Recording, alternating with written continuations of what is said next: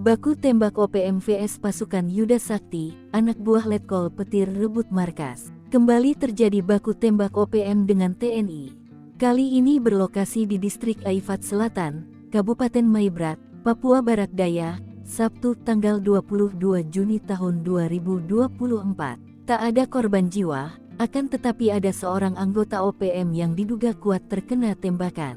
Mengutip Kompas.com, Letkol In Andika Ganesakti mengatakan kejadian berawal ketika tim Mobile Sakti melakukan patroli dan menemukan markas OPM. Komandan Satgas Yonif 133 YS ini menyebut, pasukannya melihat anggota OPM berlarian. Mereka membawa 3 senjata rakitan sembari menembaki pasukan Yuda Sakti, sehingga selanjutnya terjadilah kontak tembak.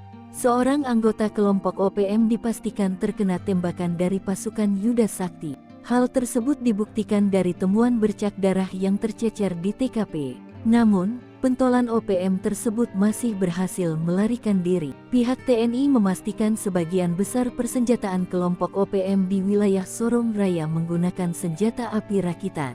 Dalam kontak tembak tersebut pasukan Yuda Sakti berhasil menguasai markas OPM dan menyita berbagai barang bukti. Selain perlengkapan tempur, juga ditemukan alat komunikasi dan kwitansi. Keberhasilan para pasukan Yuda Sakti kali ini merupakan keberhasilan yang dibilang cukup istimewa.